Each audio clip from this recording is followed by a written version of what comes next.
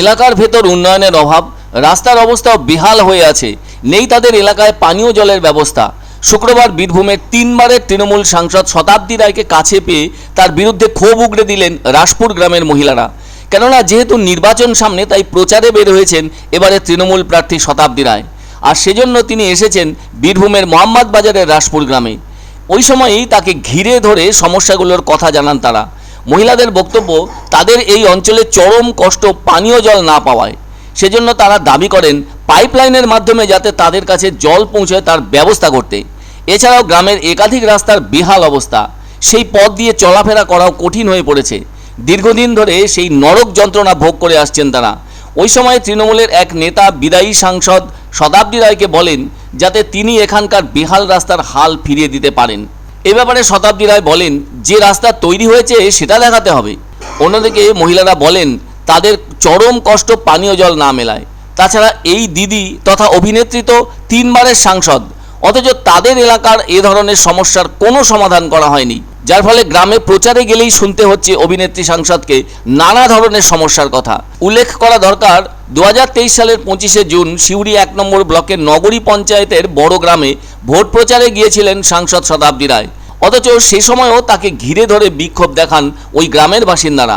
ওখানেও সেদিন পানীয় জলের সমস্যার কথা তুলে ধরেছিলেন স্থানীয় বাসিন্দারা।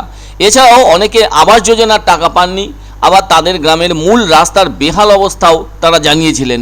সব মিলিয়ে শতাব্দী রায়কে সামনাসামনি পেয়ে ওই সব সমস্যার কথা তুলে ধরে তার সমাধান দাবি করেন স্থানীয় বাসিন্দারা। গরু পাচার মামলায় বীরভূমের তৃণমূল জেলা সভাপতি অনুব্রত মণ্ডলের গ্রেপ্তারির পর থেকে ওই জেলায় তার যাতায়াত বেড়েছে। সাংসদ সেদিন দিদির সুরক্ষা কবচ কর্মসূচির প্রচারে এসে ক্ষোভের মুখে পড়েছিলেন। সেদিন তারা যাতায়াতের ব্যাপারে নদীর সেতুর কথাও বলেন। জানিয়ে শতাব্দী রায় জানিয়েছিলেন তার সাংসদ তহবিল থেকে ওই সেতু করা যাবে কিনা সেটা দেখতে হবে। কিন্তু এত সব সমস্যার সেভাবেই কিছু কাজ না এগোনোয় রাসপুর গ্রামের বাসিন্দারা এদিন তাকে কাছে পেয়ে সেসব কাজ আর কবে নাগাদ হবে বলে জানতে চান তার কাছে। আর এখন তো নির্বাচনী আচরণ বিধি লাগু হয়েছে, ফলে কোনো কাজ করা যাবে না নতুন করে, আবার নতুন কোনো কাজের প্রতিশ্রুতিও দেওয়া যাবে না।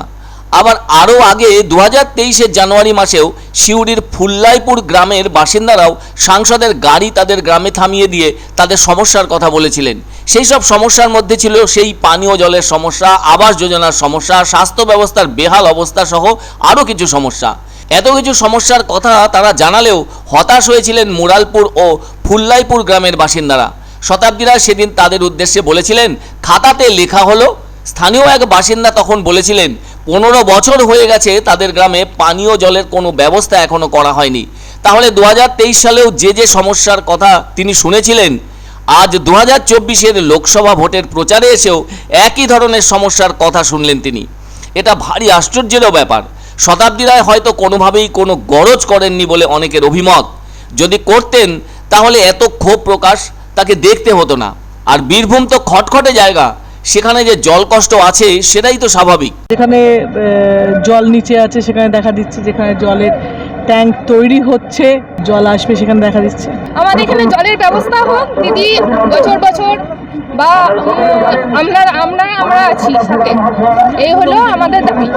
আর জলের ব্যবস্থার জন্য বললাম, আর আমাদের যেটা মানে চাষের মানে যে জল চাই সেই দাবি আমরা করলাম।